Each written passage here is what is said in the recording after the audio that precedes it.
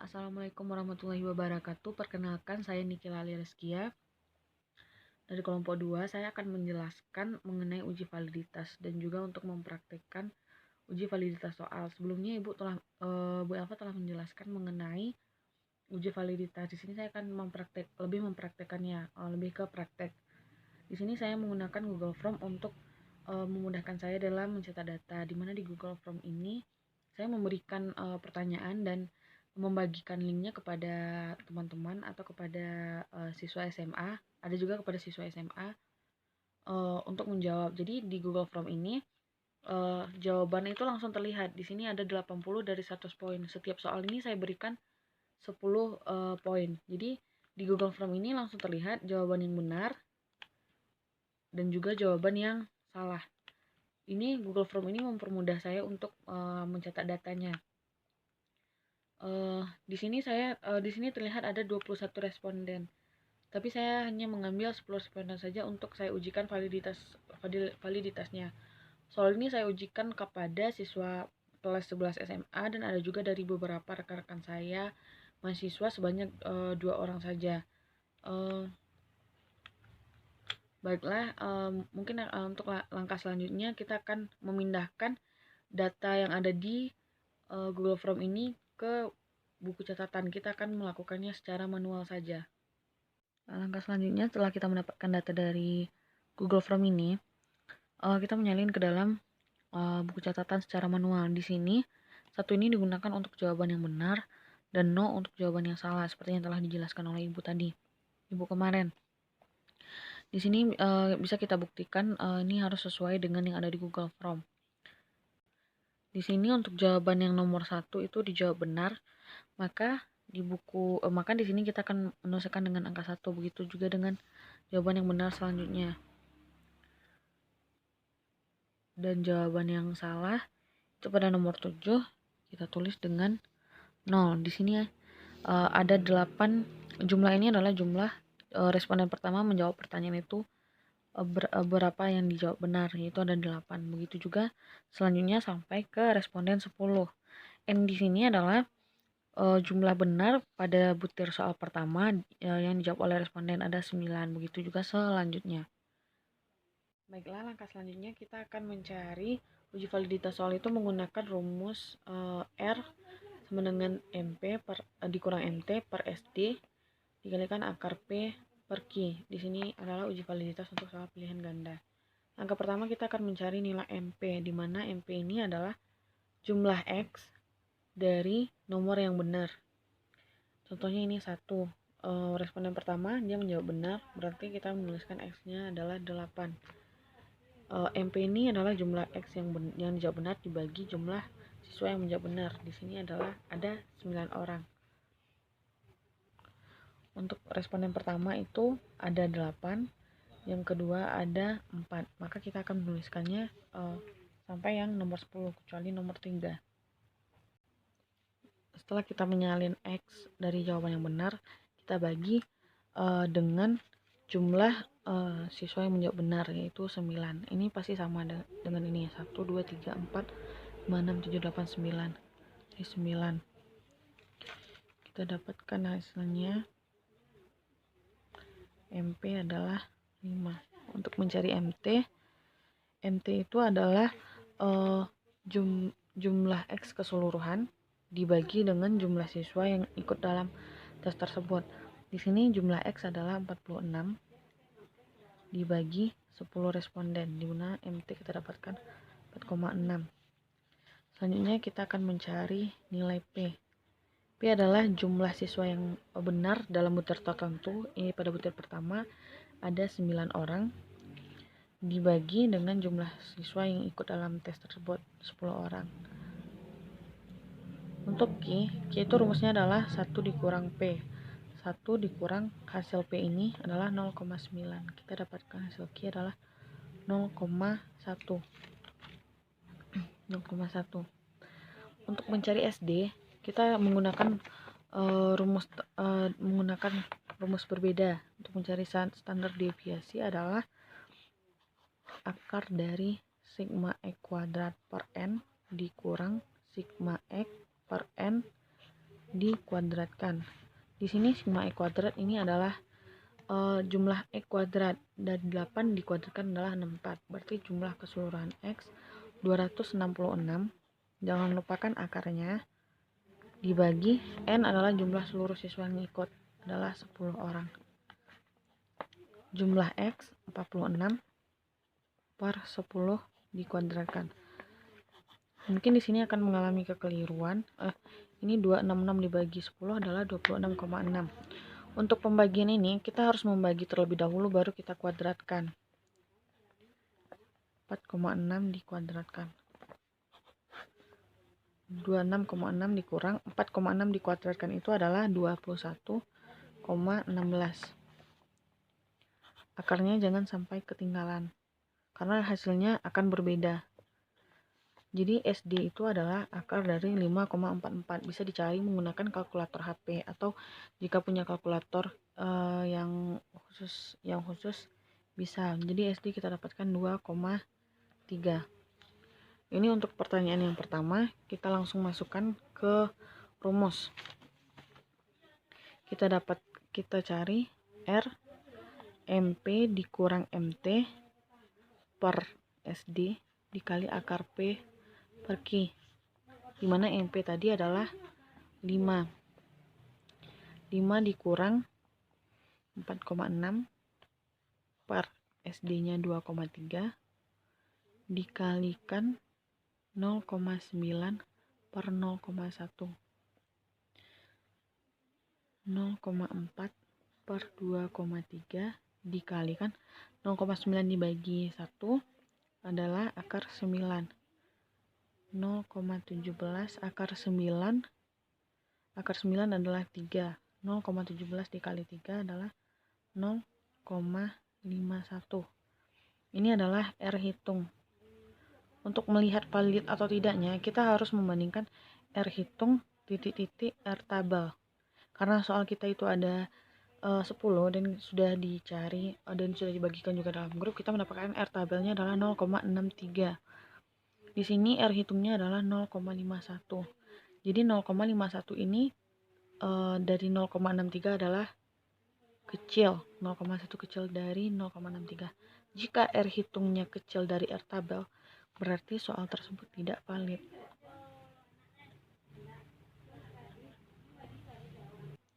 Setelah kita mendapatkan jawaban kevalidan soal pertama, itu soalnya tidak valid. Kita cobakan ke soal nomor 2. Nomor 2 kita akan mencari MP-nya juga terlebih dahulu. Di sini kita lihat jawaban pertama benar, berarti MP-nya adalah 8. Nomor 2 4. Dan yang untuk 0 kita skip. Jadi kita lanjutkan ke nomor 4. Di nomor 4 itu 5. Dan selanjutnya nomor 8. 8 ini adalah 9. Berarti yang menjawab benar pada butir tertentu adalah 4 orang. Kita jumlahkan. Kita dapatkan MP-nya adalah 6,5. Untuk MT kita tidak perlu mencarinya secara untuk soal nomor 2 kita tidak perlu mencari MT-nya, karena MT itu kan adalah jumlah X dibagi siswa yang ikut dalam menjawab soal ini. Berarti MT-nya tetap 4,6 dan SD-nya juga tidak perlu dicari terus, dimana SD-nya tadi adalah 2,3. Yang akan kita cari adalah P, dimana P tadi kan jumlah siswa yang benar pada butir tertentu dibagi jumlah siswa yang ikut. 4 per 10 0,4. Untuk mencari Q, 1 dikurang P, 1 dikurang 0,4 adalah 0,6. Lalu kita masukkan ke rumus. MP dikurang MT per SD dikali P bagi Q. Untuk MP 6,5 dikurang 4,6 per 2,3 dikalikan 0,4 akar dari 0,4 dibagi 0,6. 1,9 dibagi 2,3 dikali akar 0,66. 1,9 dibagi 2,3 itu adalah 0,82 dikali akar dari 0,66. Itu bisa kita cari juga dengan menggunakan kalkulator. Kita mendapatkan hasilnya 0,81. R sama dengan 0,66. Ini adalah R hitung. R hitung titik-titik R tabel. R tabelnya masih sama ya, 0,63. Dimana kita akan mendapatkan R hitung untuk soal kedua ini adalah 0,66. Jadi 0,66 besar dari R tabel. Ini bisa dikatakan soal tersebut valid. Mungkin hanya itu penjelasan mengenai valid atau tidak validnya. Nama saya Anissa. Saya ingin menjelaskan tentang tingkat kesukaran soal. Tingkat kesukaran soal itu adalah peluang untuk menjawab benar suatu soal pada tingkat kemampuan tertentu yang biasanya dinyatakan dalam bentuk indeks. Untuk menilai tingkat kesukaran soal, kita menggunakan rumus P sama dengan NP per N. Dengan P itu adalah indeks kesukaran, NP adalah jumlah yang menjawab benar, dan N itu jumlah seluruh siswa yang ikut dalam menjawab. Langkah selanjutnya, kita akan mencoba memasukkan data ke dalam rumus, yaitu P sama dengan NP per N. NP di sini yaitu jumlah yang menjawab benarnya adalah 9.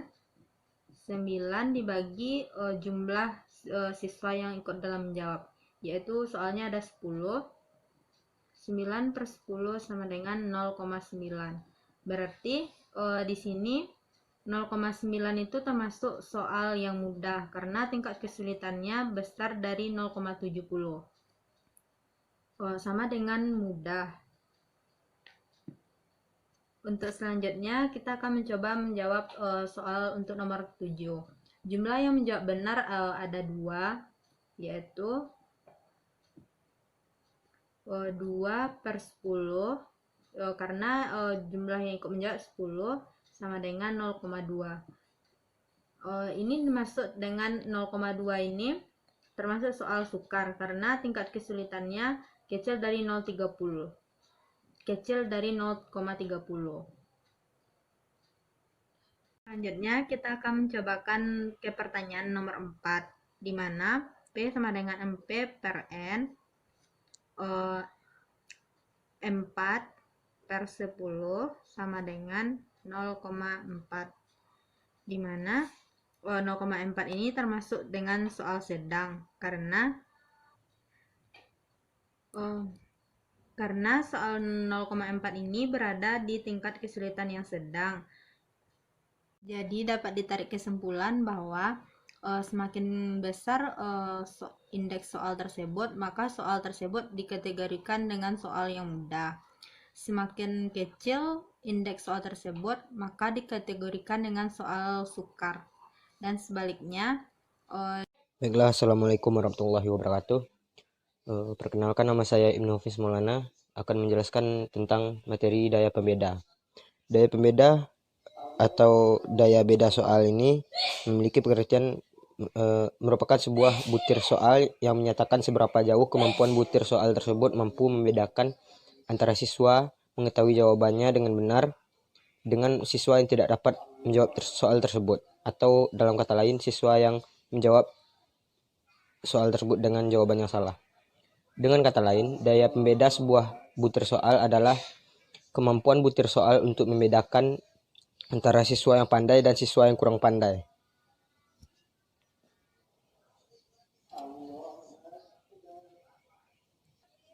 Selanjutnya kita akan mencari bagaimana cara mencari daya pembeda soal tersebut. Di sini saya sudah menyiapkan sebuah tabel yang sudah saya isi sendiri untuk menghemat waktu. Kita soal yang kita cari daya pembedanya ini adalah soal objektif berjumlah 10 buah, dan sampel yang kita ambil adalah sebanyak 8 siswa. Di sini ada nomor ini jumlah dari siswa, dan di sini ada nama-nama siswa. kita simbolkan nama siswa itu dengan berupa huruf alfabet. Dan ini adalah jumlah butir soal sebanyak 10 buah, dan ini total adalah total jawaban benar yang dapat dijawab oleh seorang siswa. Sudah bisa kita lihat di sini, siswa A dapat menjawab 8 soal, siswa B 5, C 4, D 5, E 6, F 4, G 7, dan H 8. Selanjutnya bagaimana? Selanjutnya yang kita lakukan adalah membagi siswa ini menjadi 2 kelompok, yaitu kelompok atas dan kelompok bawah. Bagaimana cara mencarinya? Saya di sini sudah membuat tabel juga, tapi belum diisi. Cara mengurutkan kelompok atas dan kelompok bawah itu adalah dengan cara mengurutkan total jawaban benar dari siswa tersebut. Di sini yang paling tinggi adalah A8, H8, yang kedua adalah G7, F6, C5, B5, yang terakhir adalah C4 dan F4. Mari kita urut. Berarti yang pertama adalah A. Kita buat nomor dulu.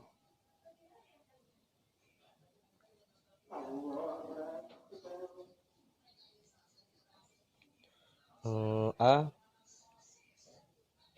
lalu H, lalu G, lalu E. Ini adalah kelompok atas. Kelompok atas ini memiliki 4 siswa dengan nilai tertinggi, karena kita memiliki siswa sebanyak 8 orang, jadi dibagi sama banyak 4. Yang kelompok bawah B, D, C, dan F.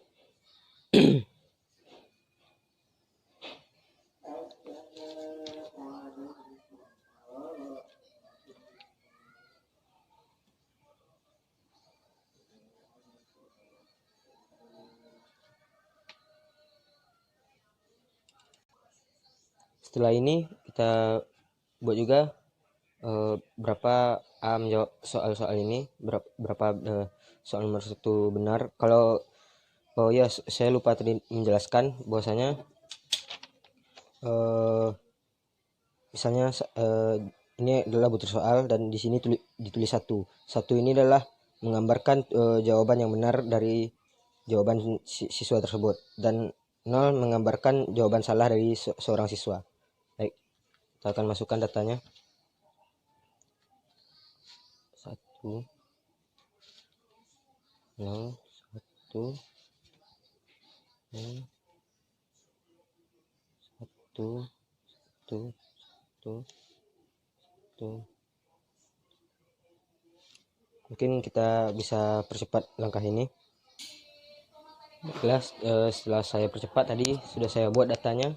Sekarang kita jumlahkan data benarnya. Di kelompok atas, jawaban nomor 1 berapa dari 4 siswa, yang benar adalah 3. Jawaban 2 juga 3. Soal 3, 3. Soal 4, 3. Soal 5, 4. Soal 6, 4.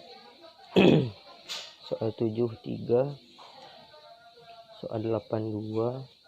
Soal 9, 2. Soal 10, 2. Di kelompok bawah, jawaban nomor 1, siswa benar menjawab soal nomor 1, 2, 2, 2, 0, 3, 2, 1,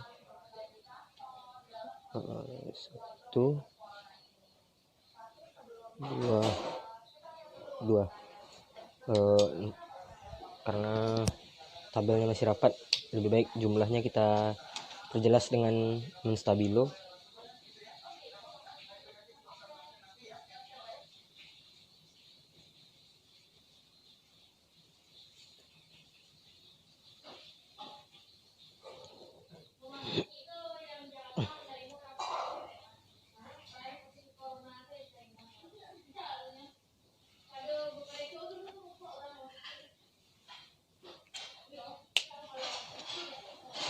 Dua.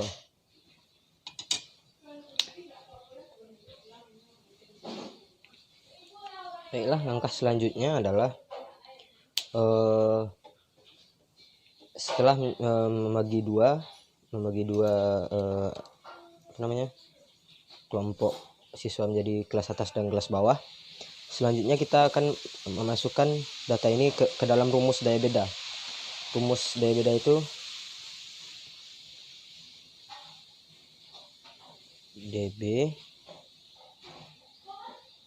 dB sama dengan JKA per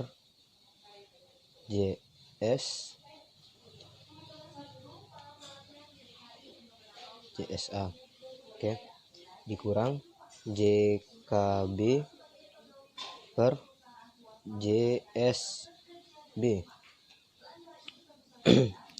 Keterangannya di sini adalah dB ini adalah daya beda sama dengan JKA ini adalah jumlah kelompok A menjawab benar, misalnya pada nomor 1. Pada nomor 1 3. Berarti kita contohkan di sini 3 per jumlah, dan JSA ini adalah jumlah siswa pada kelompok atas. Kelompok atas ada 4 orang, berarti 3 per 4 dikurang JKB ini adalah jumlah siswa kelompok bawah menjawab benar pada soal nomor 1, misalnya nomor 1 jumlahnya 2. Jumlah siswa kelompok B, JSB ini adalah jumlah siswa kelompok B, sama saja dengan kelompok A, berjumlah 4. Berarti 3 per 4 0,75 dikurang 0,5 sama dengan, ini untuk soal nomor 1 ya. Soal nomor 1 0,75 kurang 0,5 berarti hasilnya 0,25. Nah, inilah daya beda soal nomor 1. Sama saja dengan soal-soal selanjutnya, soal 1, 2 sampai 10. Setelahnya mungkin kita skip saja, langsung kita lihat ke kesimpulannya saja nanti akan saya masukkan di sini hasil-hasil dari jumlah-jumlah setelah saya masukkan ke rumus ini. Saya akan paparkan di bawah tabel ini. Baiklah, itulah hasil dari penjumlahannya setelah dimasukkan ke rumus daya beda tadi, soal-soal tadi. Selanjutnya adalah kita mencari interpretasi dari daya beda sebuah soal. Misalnya soal nomor 1 ini 0,25 ini termasuk soal yang bagaimanakah soal ini, misalnya gitu. Apakah dia baik, buruk, sedang, atau sangat buruk misalnya. Di sini saya sudah memiliki, setelah saya melihat sumber dari buku Suharsimi Arikunto tahun 2016 berjudul Prosedur Penelitian Suatu Pendekatan Praktik. Di sini dijelaskan bahwa rentangan soal jelek itu kurang dari 0,20. Ini termasuk soal yang jelek.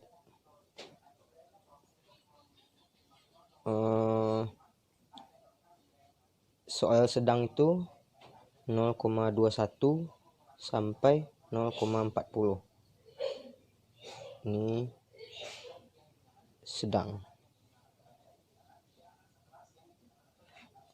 Yang soal yang baik adalah 0,41 sampai 0,70.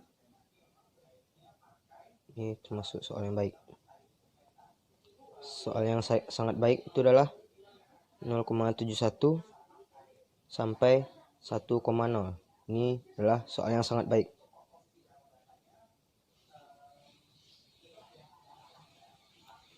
Dan jika soal tadi mendapatkan setelah dirumuskan mendapatkan jumlah yang memiliki tanda negatif,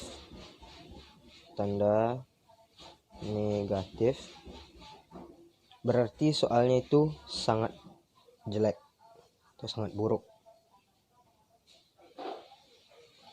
Baiklah, langsung kita masuk ke soal. Ke data kita tadi. Soal nomor 1 0,25 berarti masuk ke rentangan 0,25 berarti sedang. 0,21 sampai 0,40 berarti ini sedang.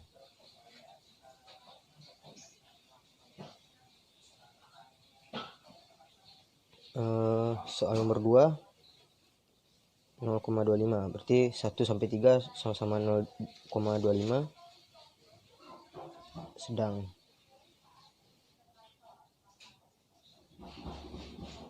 Ini sedang.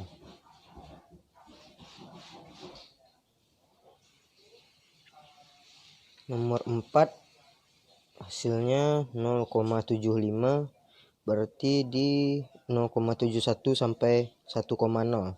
Artinya ini sangat baik.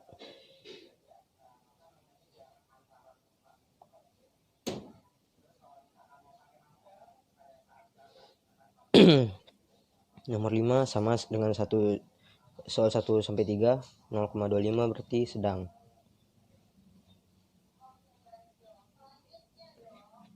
Soal nomor 6 hasilnya 0,5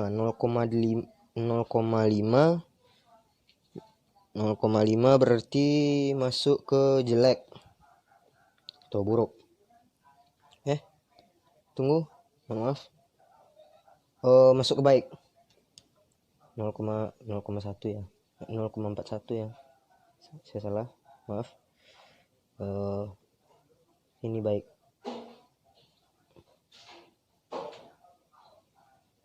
Soal nomor 7 sama saja dengan 1 sampai 3 dan 5. Ini sedang.